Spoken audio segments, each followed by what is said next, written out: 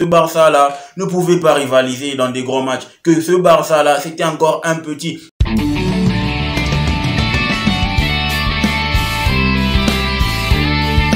Salut les gars, bienvenue dans le temple du spectacle. On l'a eu. On attendait impatiemment ce match. On attendait impatiemment ce Barça Bayern de Munich ou ce Bayern de Munich Barcelone. Le FC Barcelone nous a sorti un très beau jeu. Un très beau jeu, une très bonne gestion en première période.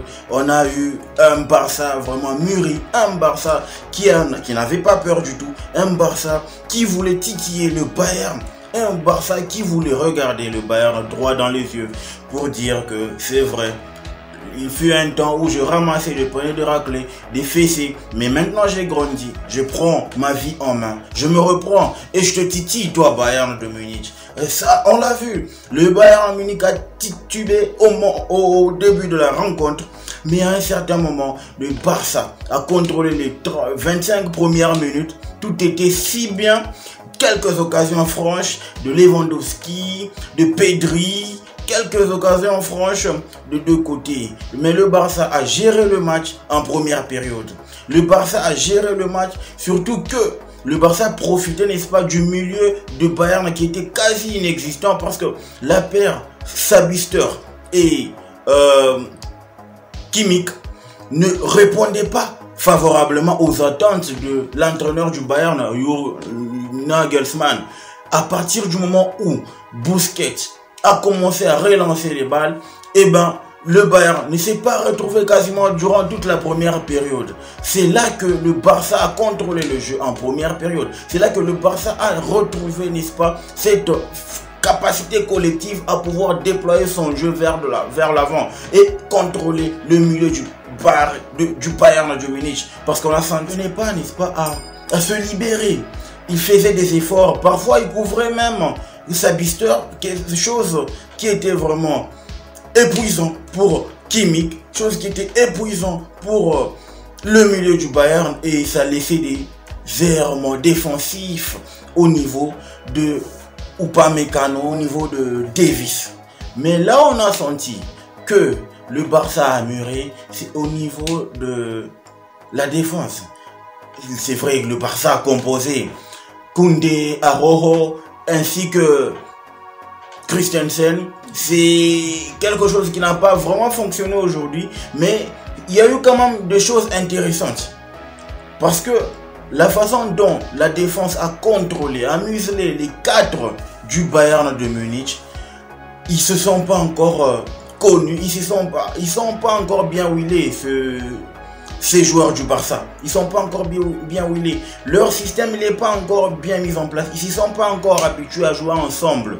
Et ça va venir. Ça va venir. Mais actuellement, on doit reconnaître que le Bayern de Munich, le Bayern de Munich, ce qui nous a ressorti aujourd'hui, c'est une top performance. Ils ont performé, ils ont profité du laxisme du côté droit du Barça. Du côté droit du Barça. Parce qu'on a vu que à partir du moment où Koundé revenait dans l'axe et que Araujo ainsi que Raphinha, ça donnait quand même quelque chose de répondant. Mais, cher Barcelonais, il faudrait que vous trouviez un latéral droit de métier. C'est vrai que depuis le départ de Dani Alves, le Barça est en train de galérer sérieusement sur ce côté-là. Le Barça est en train de vivre un cauchemar. Ils n'arrivent pas à trouver un remplaçant idéal à Dani Alves. Et ça se paye cash. Ça se paye cash au cours de la saison. Parce que ça ne va pas du tout plaire à Rojo ou encore à Jules Koundé de faire le job. Bon, c'est vrai, vous avez Bellerin, mais ce n'est pas encore le top niveau. C'est pas le Bellerin qu'on a connu à Arsenal. C'est pas le Bellerin de Betis Séville. C'est un Bellerin qui vient juste pour pallier, n'est-ce pas, peut-être à l'absence de tel ou de tel joueur, mais aussi sinon un défenseur latéral droit de métier qui est rayonnant. Pour le moment, le Barça n'en a pas et ça va être un handicap. C'est un handicap sérieux parce qu'on a même vu le match de Raphinha. Il revenait, il perdait beaucoup de jus en descendant pour récupérer la balle et remonter avec. Et on l'a senti aujourd'hui qu'il était fantomatique. fantomatique ce Raphinha. À se demander s'il est surcoté ou pas. À se demander s'il est surcoté ou pas. Match topissime de la part du Bayern de Munich. Musiala, le gars, il a fait le job. Chez nous, on dit à Sali vraiment Musiala. Aujourd'hui, il a fait le job. Musiala était partout. Jamal Musiala était partout. Il a donné du fil à retordre au milieu du Barça. À partir du moment où, là où je loue le génie de Nagelsmann, c'est à partir du moment où il a compris que Sabitzer était vraiment passif, il a fait rentrer Goretzka. Oh, Goretzka, c'est un mur. Goretzka, c'est un mur. Il a muselé le milieu du Barça. On n'a pas vu ces errements défensifs qu'il y avait au premier abord, en première période. On a senti que c'était cette fois un bloc compact au milieu de terrain. C'était une paire. Kimmich s'est retrouvé. Kimmich a commencé à contrôler le milieu de terrain. Busquets a eu du mal en deuxième période parce que on a essayé de presser très haut. On a essayé d'ajouter d'apporter de l'intensité, de l'impact physique au milieu de terrain. Chose que Goretzka a apporté au milieu de terrain et ça a donné quelque chose de répondant. Le Bayern a déroulé. Au bout de 2 minutes, le Barça était déjà KO. Au bout de 2 minutes, le Barça a pris du feu. Le Barça n'a rien vu venir. Le Barça a ramassé 2 buts sur un coup de génie de Nagelsmann. Nagelsmann, en tout cas un coaching parfait, un coaching payant, un coaching topissime. Moi je loue, n'est-ce pas, le collectif du Bayern de Munich. Parce que sincèrement, le Bayern de Munich, s'il n'y avait pas ce collectif, au vu du match qu'a sorti le Barça aujourd'hui, on parlerait autre chose. Parce que j'ai senti et j'ai vu qu'il y avait quelque chose de top. Quand on parle de talent individuel, je me dis, Sadio Mané l'a pêché aujourd'hui, c'est vrai. On est en train de le balader ça et là. On n'arrive pas à lui trouver un poste de prédilection, un poste fixe. Et ça va être un handicap, sincèrement. Parce que nous, on aimerait bien voir Sadio Mané jouer sur le flanc gauche. C'est là qu'il est performant, c'est là qu'il rayonne, n'est-ce pas? Au vu de ce qu'il a produit aujourd'hui, on pourrait dire que ce match est vraiment entaché d'irrégularité de sa part durant toute la rencontre. Et ça va être quelque chose qui pourrait être corrigé à la longue. Mais un match moyen. Il a fait trop d'efforts défensifs, ce qui ne lui a pas permis de pouvoir exploiter tout son talent afin d'illuminer la rencontre. Parce qu'on n'a rien vu venir aujourd'hui. On n'a rien vu du tout aujourd'hui. Moi, je me dis que les entraîneurs ne nous abîment pas ce Sadio Mané. Ce Sadio Mané, c'est un joyau. Et quand on a un joyau, il faudrait vraiment profiter de ce joyau et lui laisser qu'il puisse pleinement exprimer son talent. Que dire du deuxième but de Leroy Sané? Moi déjà, sincèrement, j'étais là en train de me dire que ce garçon, à quoi il sert?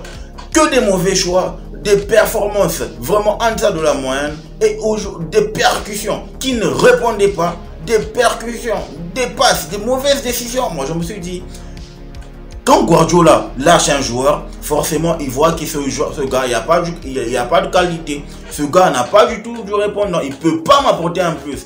Mais il m'a bluffé. Il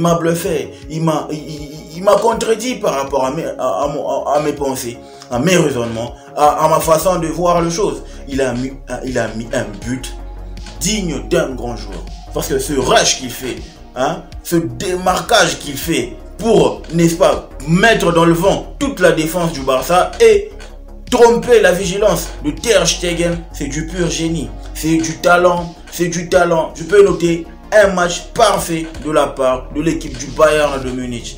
Les gars, sincèrement, le Barça n'a pas démérité non plus, mais on a vu aujourd'hui qu'il y avait un écart, qu'il y avait un fossé, qu'il y avait une autre dimension entre le Barça ainsi que le Bayern de Munich.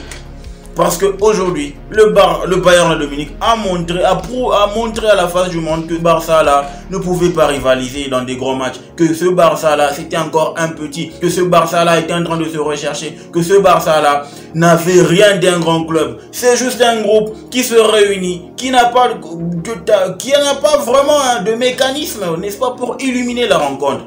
Grâce à eux, la rencontre était vraiment soporifique. On n'a pas eu du spectacle. Sincèrement, on n'a pas eu. On n'a pas eu du spectacle. On n'a pas eu du spectacle. On a vraiment...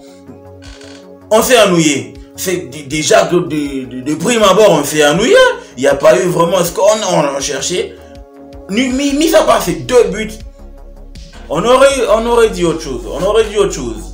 Bon les gars, on se capte au prochain numéro. N'oubliez pas de vous abonner. Remplissez l'arena. On est là pour vivre les spectacles. Le football mérite d'être vécu. Ciao.